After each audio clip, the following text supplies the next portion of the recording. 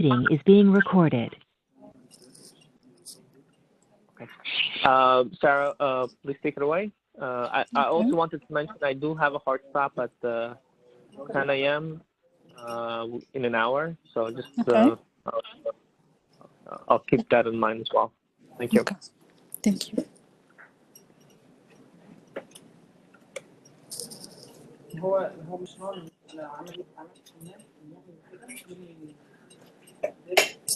Okay. So shall I go through all the components or just the packages? Let's go through package Mm-hmm. and data dictionary. Okay.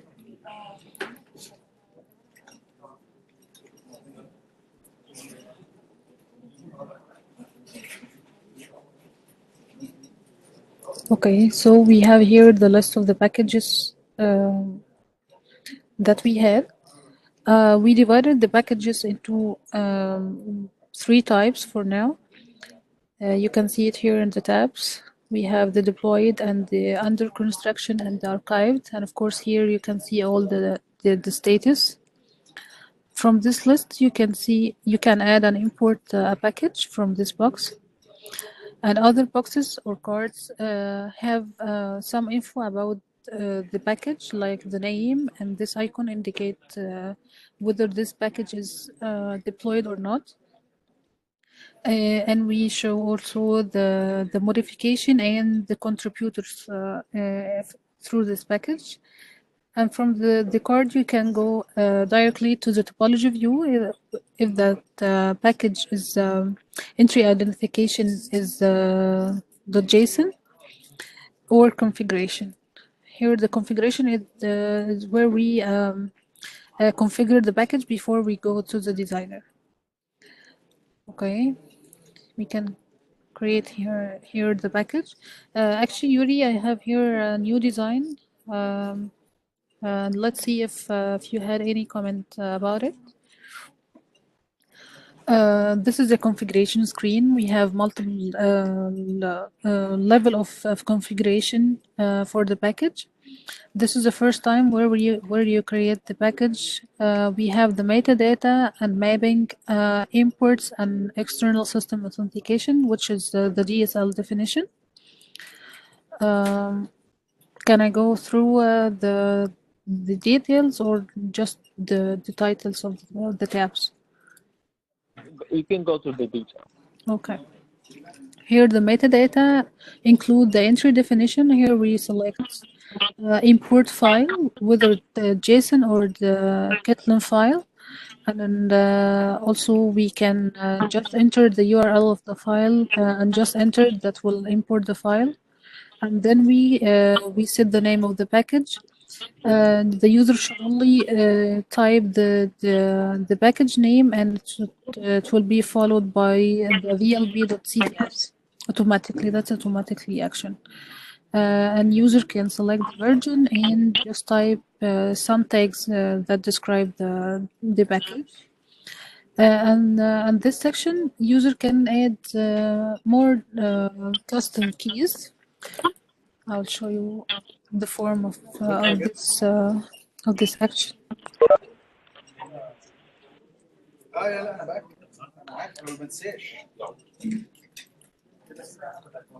Okay.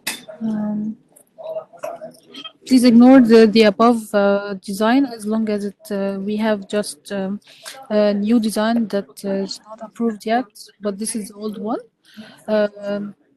To add a custom key, you just enter a name for this key and a value. And of course, we can add multiple custom keys. Okay.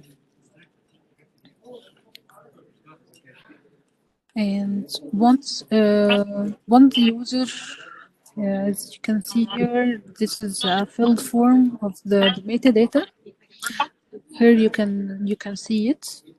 And once these info are edited, the new view will be shown like this side will have the package name and the modification information, and depending on the type of the entry definition file, we will see whether it will be a topology view or a developer view, which is the folder view.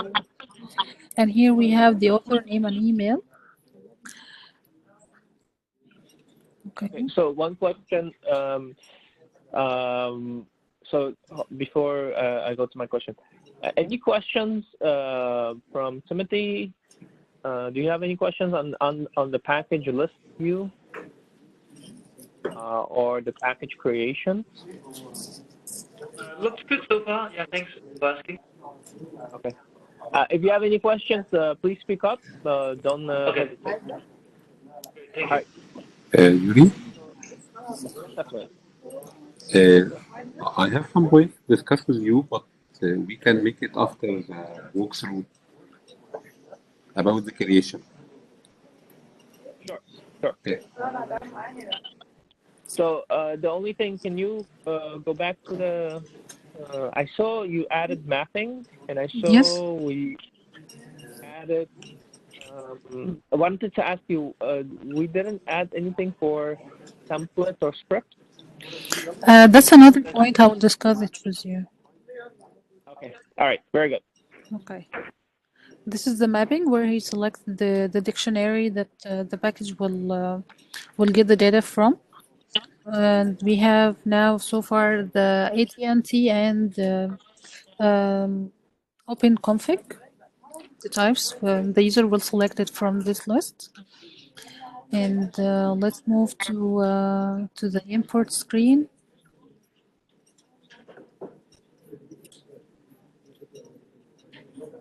This one will be, of course, edited with the new design, but the main form of the imports is to import file or just, again, enter the URL of this file and it will be added to this list. Okay, we can see here multiple files that ends with .json. And the scenario of importing, we can import one or multiple files from this model, and just hitting the import will include all the files that imported.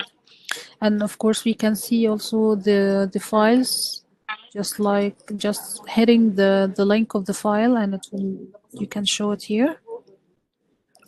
And we can delete it, of course, from the list. And the last one is the DSL definition. Here we have an editor, and actually, Yuri, I need to confirm whether we need to add entry from a model like this one, or user can just copy and paste or type the entry here from inside this editor. They can do it from this editor itself, but what we also wanted to do is that there should be a capability like we have with component modeling where you can drag and drop it from a model. So what we want to do is basically add these type of external systems authentication properties into the component model backend tables, so that it can be drag and droppable here as well. So we'll have another list that contains other DSL that can be imported to this tab. Yes. Okay. Okay. Let me add this one. Okay, but ultimately, what I think what you can do is have the editor view and the designer view, where the designer view gives you that drag and drop experience, and the editor view gives you this type of experience where they can edit everything. Okay. And that should come from how user can access this list. It will come from the backend. From the backend. How? Let me show you what is part of this list. Okay. Give me 1 second. I'll give you the links. Data dictionary, data. This is for external system. Stop sharing my screen so you can share yours.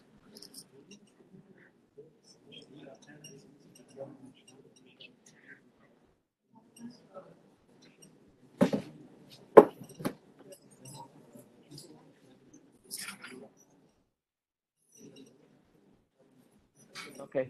Do you see it? Yeah. So we have something in here that, give me 1 second. It talks about, where is it? Down interface, workflows, types, data types. 1 second.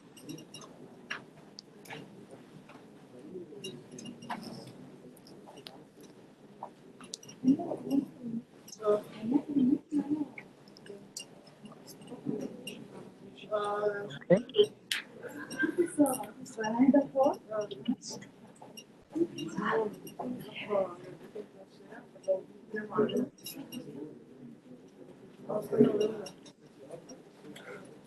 It's called external system support. Okay, so here it is. You see, these are external systems that we support, and these are the different types we can drag and drop. I see that There's you there will be a default DSL definitions. Yes. Okay. Okay, but each definition, you can also give it an instance name. See this right here is an instance name. This remote executor is an instance name. This one is an instance name. So when you drag and drop it, you drag the model itself, and then you have to give it an instance name. Okay, and then you can edit whatever you need to edit here. Oh, okay. Yes. Okay, so what I was trying to say is that we want to be able to drag and drop from the model so that we can, make these type of external system capabilities available. And it will appear like this one that includes a preview of the code of the DSL. Okay. So it will be a list that is collapsing the definitions. Right, and it's still under DSL definition. So if you add multiple, we will make sure that we add it as a list list entry. Okay, I will see with Abbas if that valid to drag and drop to an editor. I don't know if that's valid Right. or not, but I'll check with you. So the one thing I want to say, Ahmed, right now, this is not part of our component modeling. This is something we would need to add. Okay, so Ahmed, this is something maybe we can take a look in. So what I'll do, I'll put this link also in the CDS Racket chat, so we have reference to it. Okay. So Abbas, I think we need to discuss how to add the default definitions to the backend. Yes, we'll do that later. Okay. So for now, take back presentation and let's walk through the next set of screens. Okay.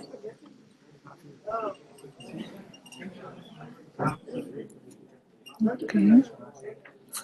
So so far we're done with the configuration, and according to the new requirement that depends on the entry definition file type, we will have two options, whether we will go directly to the designer or just keeping only the folder or the developer view. I've made the developer view, but let's discuss the designer first. That's the first case of going to the designer. We still don't have any action or components that are built in our canvas here. We have here this side, the left side here, that contains the actions and the functions. User can search through this side from this part, and from the action side here, user can insert a custom one or just import from this button. And here we have list of the previous created actions and other packages. User can add one or more from this packages, and of course it will be imported with the function that it that inside this action, if that's available. And below it, and let's we can try to I can show you how oh, sorry, what happened when I'm adding an action. Okay. This is the first time the user add an action here. It will be empty, of course, but it has action attributes that will appear in the right side here. It will contain the steps and inputs and outputs, and of course it has multiple adding of each section. And here user can just type the action name. Okay. Once we have this action here in the canvas, the user can the next step can add components from and functions from this side. And here we have made three components and three types of components here in the action. And as you can see here that describe that we have a relationship between this function and that function. And of course there will be another attributes for the component, and depending on the type of the component, the attributes will changed, whether capabilities, interfaces, artifact, properties, etc. Okay. Can you go back to that section? Yes. The only thing I have a question on is should we consider saying something like step 1, step 2, step 3? In the prototype? As part of the component modeling.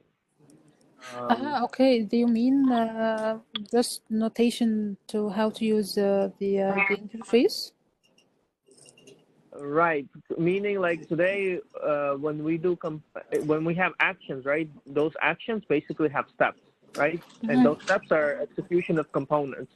Should we describe how these steps are going to be modeled and have that representation? I don't get it. Do you mean it and then to just move from the prototype or the actual screens? No. These screens here. So give me 1 minute. Let me see if I have it. I can show you what I mean as well. Okay.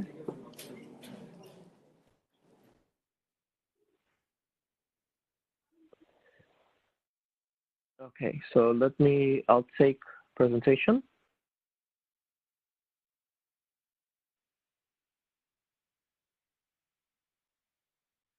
Okay, so you can see here we have a workflow action, right? Yes. This workflow action is called resource assignment. Okay, it has a resource assignment target. Okay, that's the component, that's the function. And this is part of step 1. Okay, so the resource assignment only has step 1, and for that step you have inputs and outputs. So let me show you this other one. You can see basically a steps for config assign, which is a workflow action, right? And it has a component config assign. Okay, that's for your step 1. On success of config assign, we're going to call then a submodule of config assign 1 and config assign 2, which are basically which have a target of config assign 1 and config assign 2. So my question is, do we want to correlate these steps inside? Is that relationship is a correlation of steps? Do you want to kind of describe what are step 1, what are step 2 and 3? I think that can be done from just when we merged the static HTML with the dynamic work from Aronity. This is just a static view of the data. We don't have to add all the inputs and information inside the prototype. Agreed. Okay. All right. That's the only thing that I was trying to illustrate. All right. Go ahead, Sarah. Okay. I have to jump off at 9:30, but I had a question back on your package list view. Mm-hmm. Was there a description in the packages that user could hover over or see as they're going through the list? You mean from the package list? Right, in the list view? Let me move it to. There's package name on the packages, but was there any type of description in the packages? No, we Okay. don't have an input for the description. But I think the tags can include this. Maybe give just a description of the package. Right, Only just on the Hover. description. Yeah, I maybe would on Are have- you Hover or asking something. about the list or just from the configuration and the information about the package from inside? Yeah, because my worry is that if you put the description could be a paragraph or whatever. So it's, Yes. it's gonna it might be too much data to handle even. It can be done, but then we have to limit the description typing. I suggest that maybe we add it in the when I'm clicking at the package name, it will direct me to a page of configuration. Maybe I can show the description of this package. Would that work, Tim, if it's part of the instance of the package and not part of the list, or do you prefer to have it as part of the list view?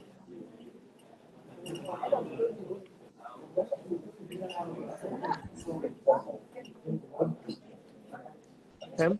Or Danny? Yeah, I think whatever is easier. I think Danny have a good suggestion, but I guess if the field is it could be too many, then maybe when we click on it, then at least show it, then it will be easier for the user to understand, oh, this is the package that I'm working on. Okay, you Any mean thoughts? from outside, from the list. If we can do it Yeah. as just hovering, I think that will be good. Otherwise, let's add it as part of the instance. It should be there, so there's no question about that. But let's hover it as part of the. If we can do it as part of the list view as well. Doesn't the tags can cover this point? I think we can use the tags outside.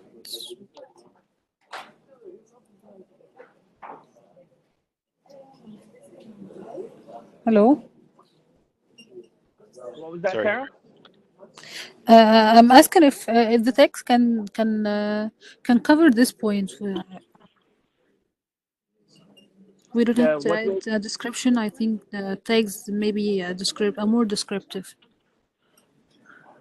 If the tags can cover it, Yeah, just They place may it or, on the package you know, list. it's up to what the user puts in the tags versus what they put in the description. So it will be up to the operators to decide on that. But the main point here, if we're going to display the description, only do it as part of hovering in the list view. If it's too much data, then we would want to just do it as part of the instance view itself. Okay, or we can maybe we can add just one line of the description, and the other user can see it from inside the details, the configuration screens. That's also workable. So we'll add. Thank you, Yuri and Sarah, for the great work. Some of us will need to drop for some time. Yeah, thank you so much for everything. Thank you. Thank you. Thank you, guys.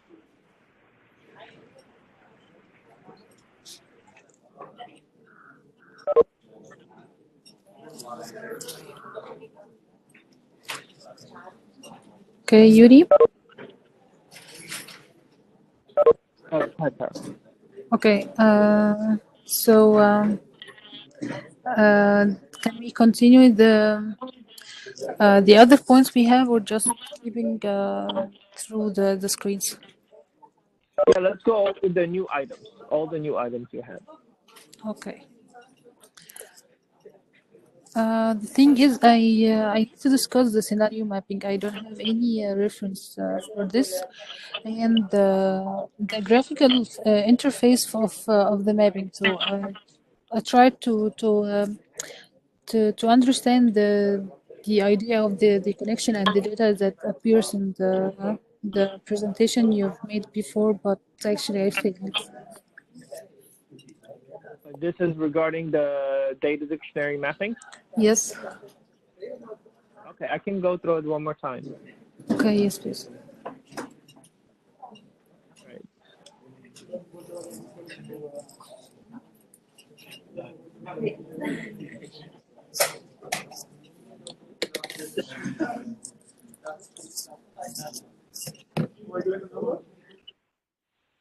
Okay. So what we want to support is two type of things. We want, as part of when we create a template, right? The template itself will have a list of variables. So anything like in Velocity, it will be $, open and closed bracket with VNFID. So all of these are unique parameters that are dynamic instances, and all of these will need to be mapped to a data dictionary. So as part of your template loading, what we did in our internal prototype is that we had something called load parameters, and it loaded all the parameters within the template into a tablet form. And then we had a button called Auto Dictionary, and that was mapping to the dictionary that the user wanted to support. And all that data dictionary does is it maps the parameter name to a dictionary name, okay? And with this dictionary name, what the user can select is the source, because the dictionary itself can have multiple source capabilities, right? SDMC, it could be input, default, out, it could be, you know, AI, or it could be some other type of capability you might expose internally. So you want to make sure that as part of that mapping within the template, first of all, we allow the user to say how the parameter is being mapped to a dictionary, and then for that dictionary instance, what are the instance source that the user wants to select that he wants to use for this specific template, right? Each template will have a mapping. So for example, we have VPKG template, VTL, or Jinja template will have its own mapping JSON, okay? You can also have mappings by themselves. So if you have mappings by themselves, we will need a capability to also allow the users to provide a list of parameters that they want to map to a data dictionary. So that whole notion of the user of providing a set of parameters, you know, using either a file or, you know, based on template and mapping it to a dictionary, we'll need, so that we can then allow the users to kind of say what is the source they're using for resolving that specific parameter within their specific capability for that specific mapping. So there's two types of things that we have to make sure we support. That as part of the template creation, we have a tablet to support a mapping to dictionary, or as part of mapping management, when we open this file, if it's a mapping.json file, we need to provide a screen for the user to support the management of the mapping information, and also like a graphical view of all the mapping that the user has. So if I may go here, I'll show you one more screen that we designed. So modeling concepts is here.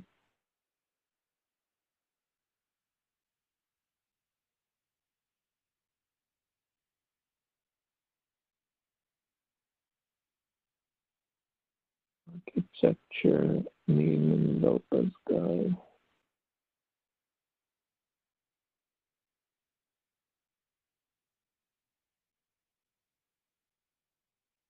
Presentation. Presentation.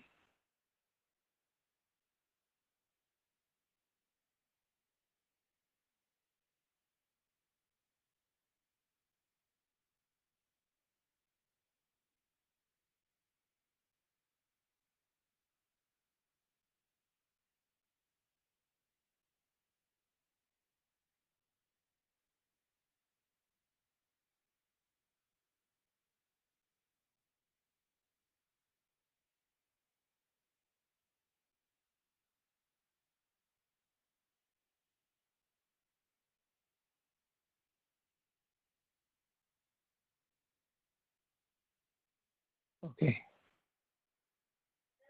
Here is the view. So you can see this is the resource mapping. So for each resource or each parameter that we select, you can also provide the mapping, the dependency mapping in a graphical view representation. And then if you have a list of resources that are essentially, are missing a dependency for resolving a capability, then you can also provide an indicator, like red, saying this attribute is not resolved or is not selected to be resolved. There's a violation in this specific parameter. So what I mean by that is, for example, in my mapping, I don't have a bundle MAC address parameter. If I don't have the bundle MAC address parameter, that means I cannot resolve IP address, and it's a violation of this parameter resolution. So I need to provide that as an indicator to the user as part of the graphical view itself. Yuri, can we make a graphical example of one of the current files we just discussed? Just make another Sure. protocol. So let me show you. For example, give me 1 minute. Okay. I want to take this one.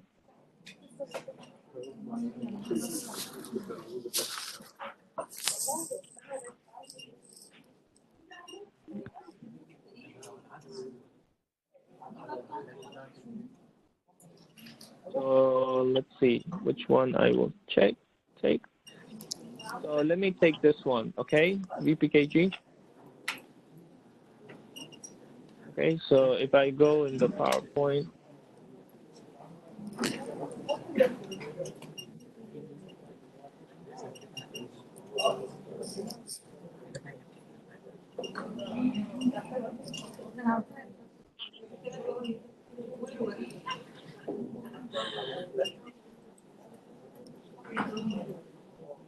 okay, so this is my parameter, my dictionary, right? And that will have a dependency on following. So make wait for grammar. Something else. So let's see, where is it? So if I look here, if you look at VPKG, let's say if I select the source of, let's say there's different examples. If I select input, right? Input, then there's, this way. If VPKG is input, right? Then there is no dependency. It can be resolved as long as this thing is passed as input. If I have a source of SDNC, okay? So here I have SDNC as the source, okay? Instance, then my dependency mapping will be something like this.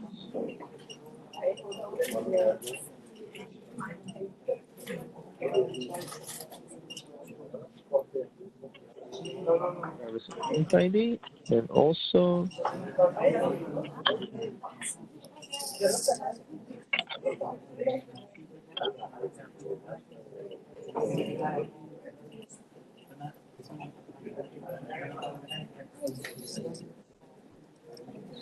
VNF-ID, okay? I also will have to know what is VNF-ID, okay? Because I already know VNF-ID, the way I resolve VNF-ID is by itself, which has no dependency. So basically what that means name equals DNF ID. You can see here, right? You have, well, it depends, right? So let's say I selected my VNF ID in this case is going to be SDNC, okay? And in this case, it's a service instance ID is input. So if it's input, there's no other dependency. If I select SDNC, then I need to make sure I resolve my dependency, right? And in this case, it's a little bit weird, but because you can see VNF ID itself, which is not correct. But let's say it was another attribute, right? What will happen is that you will represent this as a dependency here as well. So all you're saying is that in order for us to resolve, let's say this is gonna not VNF ID, this is going to be like VNF ID, okay? Another attribute, and this is input itself. So, and here we have, let's say, service instance ID. Service instance ID.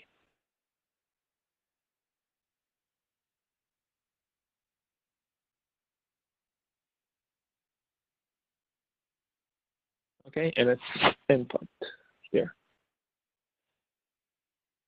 Okay, does this make sense? So for this specific attribute, right, depending if it's an input versus SDNC source instance, I have a sorry to interrupt, but can you split the screen with the file and the presentation, just to make sure that I'm translating from the code to the interface. You said you wanted to see the actual the code next to the dictionary, presentation. right? Yes. This dictionary, right? Yes. So let me start with VPKG. And actually, I don't have this file. That's why I didn't get the idea of the mapping so far. Okay, I can provide the link to this. Yeah.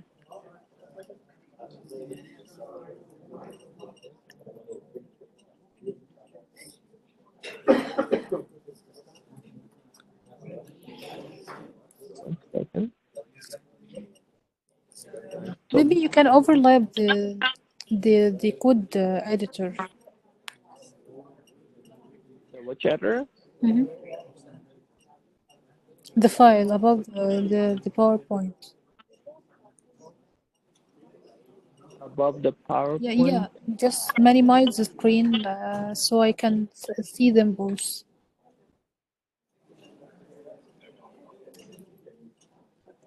No, ignore the text. The text you just paste. I mean the editor. You mean the editor? What do you mean by editor? Can you open the file? What? Yeah. Yeah, you have Notepad++ over the PowerPoint, so you can. Yes, Oh, just like this. Yeah, Yes. this. Okay, 1 second. Like, okay, so you can see if I select input, right? Input, it has no dependency. So that's the name. That's the one. The name of. This is the name of the attribute, right? Mm-hmm. Okay. If I select source of input, then no dependency by itself. Okay. If I select the capability of SDNC as my source instance, right? Then that SDNC has dependency on service instance ID and VNF ID. Okay, but not only that, service instance ID.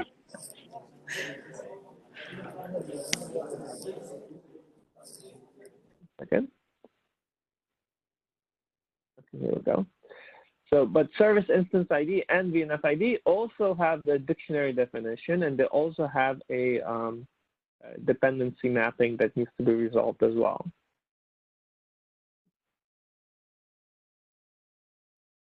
Okay, so If you look up the service instance ID and VNF ID, you'll also, based on the capability that we're choosing, it'll be either input, there will be some sort of capability. We also represent those mappings. Okay, and the main point is that Sorry, Yuri, this is a template for a mapping file, or it's a template? Can you repeat that? Say that This again, is Asma? this is a template for a mapping file, or This one, what this I one have is on the right, yes, is the data dictionary. it's a Okay, data dictionary. if you look at the package inside definition, if you enrich this package, there's something going to be called resource definition. And that resource definitions is basically going to have all of these definitions here. Okay, so we will use the data dictionary for validation, validating the Yes, correct. It's going to be a validator for us. okay, Okay, but in the mapping screen. In the mapping screen, it's going to be a validation. It will do this type of validation. okay. Okay, but the main thing that we need right now is Yes. a view where we can load, as part of template creation or mapping creation, a set of attributes and map it to a data dictionary.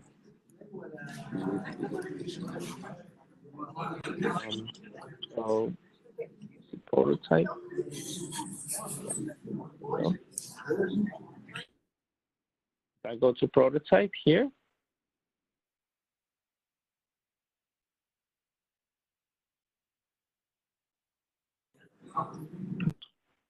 Okay, you can see in this prototype, as part of the actual template creation, we did upload template.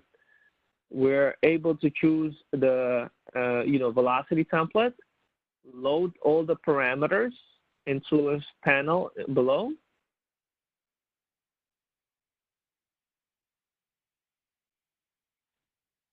Okay, and then we are able to automap to data dictionary and then select the source instance. So the graphic interface will user can see it from here when he is mapping the parameters. The user for the graphical, he will be able to view this representation, basically this panel representation. Okay. Okay, if I change my source to be something else, then that graphic would change for me as well. Okay, there's any violations, because I might, for example, I might not have bundle ID in my parameters, right? Then there's two things that could happen. The UI can add that automatically and say not, it's because it's going to be a smart UI, right? We don't want to violate that bundle ID requirement, so it will add that parameter and also map it to the dictionary itself. Or it will tell me that this is a violation. There's no definitions for this, and you need to resolve it, or otherwise this will not resolve, right? It's more like saying that my design is not valid because my enrichment process is not fully complete for this parameter itself. Does that make sense? And you can see that once I automap to data dictionary, I can select by source types. I can set default inputs. I can set template inputs. All of this is required as part of template mapping and as part of mapping view. This panel, we need it in both sections. Okay, so the change in that table will reflect on the mapping interface. Yes. So the changes in template and mapping, they all have this. They operate on the mapping file itself. Okay. So what I want to say, and you can do it in two ways. You can say that, for example, they load all the parameters. They put their templates. We can do something like, next to do a mapping, and that next mapping will allow us to automap. Okay, but the one thing I want to say is that sometimes we may not need templates. Sometimes we may only have attributes. So we need a way to load all our attributes as a file, so that, or parameter names as a file, so that we can map it to data dictionary without the need of a template. So that is also needed. So there's two types of representations that we need. Okay, a representation where I can have basically a, let me see, where is it? Within my template folder, a template VTL or Jinja with a JSON file, mapping file, or just a mapping file by itself. So I need those two scenarios to be supported. If it's just a mapping file by itself, then I need a way for the users to provide me a list of attributes that I will map to data dictionary, and I allow myself to select the instance of it, and I also are able to see the graphical dependency representation. Yuri, can you get back to the YouTube video? Yes.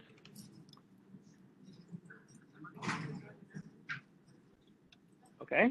Okay, so here instead of having editor first to enter to paste the template, and we have a table to map the template input to the using the parameter name.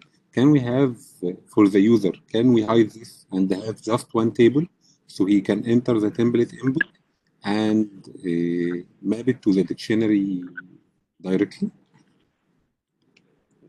Map it to the what directly? Map it to the data dictionary and the source. Map it directly without having the user to enter the template file at the beginning. If the user have already a template file, he can upload it. But if he don't have it, Absolutely. So what you're saying is that, okay, what you're saying is if I have files already, then I should be able to drag and drop my files into my template folder, right? Yes. Without the need of doing all of this. I agree. Okay, so when you load it, so when we, so there should be, when we do a browse, before we only supported a template file. Now we will support a template and a mapping file for your use case. That's absolutely valid. Yes, okay? but yes. Continue, please. But if that template, let's assume that template and mapping file doesn't exist. Yes, I don't want the user to enter to create a file and paste it and then load the table. If the user can have only one table to enter the input, the parameter name, and the parameter value will not be it will be at the drop down to select the data dictionary name and the dictionary source and the default values directly, instead of having this template file. And then at the background we can generate two files, the template and the mapping, from one table. From one table, but can you explain what you mean by that? Yes, for example, in the template file above, we have a parameter name called service instance ID. Yes, and in the table blue, we have the first row, which is parameter name service instance ID, and then we need to map the variable, which is the $sign service instance ID, using the dictionary. This is the rest of the table. The dictionary name and the dictionary source and the default and the data type. It's how we will, what we will put in the parameter value. Is this correct or what? I did not fully understand that. So let me just say one thing. Sometimes when the template is required, sometimes it's not required. For this case, we're required to return this context back to SDNC, so the SDNC knows what a service instance ID instance is, or VNF ID instance is, or VNF name instance is. So we're not doing this for mapping information, okay? We're generating context that is needed by our external BSS system, okay? So what I'm trying to clarify is just to make sure that there's no confusion that this context here is not trying to support mapping, okay? What is supporting mapping is the tabular form in the bottom. Okay, that's saying that for all instances you have in your context, I need to know a way to resolve it, and that is done by providing the dictionary name and source. Yes. So the template, we need the parameter value to get it from SDNC. To get it from SDNC, ANI, or whoever, what are the other capability we support, right? Input, defaults. It could be anything. Yes. Okay, so my main point is that if it's an empty, let's say there is no template, there is no and there's no mapping, then you need a way to user provide their context in the template, right, with their variables, and then provide a way to map that context to data dictionary. And then as part of that mapping context, we select our dictionary instance, and then validate that that instance doesn't break anything as well. Okay, so how the user knows that the service instance ID value, the parameter value called the service instance ID, exists in another capability, in one of our capabilities? It exists, right? That's the whole point of that graphical view, so that we can tell them, we can show them that this instance, this thing here, VPG instance, right? It has a bunch of key dependencies, and there are no violations of that dependencies, meaning that everything that this attribute needs, it knows how to find using either a capability of input or capability of SDNC or AI or something else. If the user sees there's some violation here, right? Then he would try to fix that violation, because you might say there is, for example, if you go to this view here, we might say that bundle MAC agree doesn't exist. In order for me to solve IP address, I need to know bundle MAC, but it doesn't exist. That means that I would need to resolve this thing. So here, bundle MAC is a parameter value. Bundle MAC address could be a key dependency. It's a value, yes, a parameter value. Okay. Okay, so we have 2 more minutes, Ahmed. Okay, sorry. I think we maybe need a little additional call on this. Yes. Okay. So maybe we can talk tomorrow.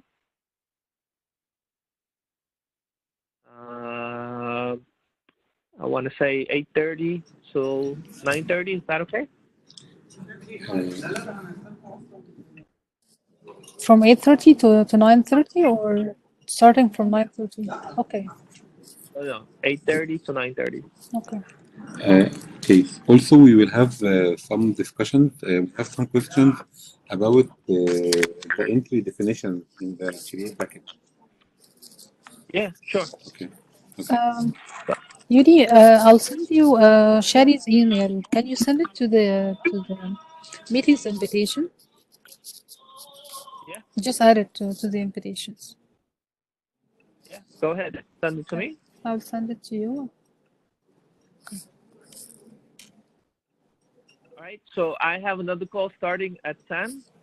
I know we didn't get a chance to go over team status, but all right, that's yours. Make sure I have.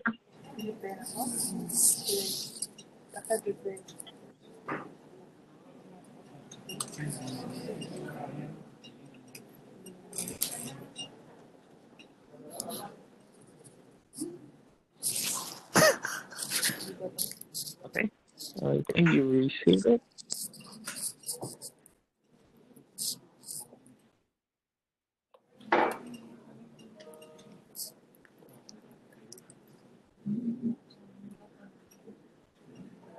Okay, received.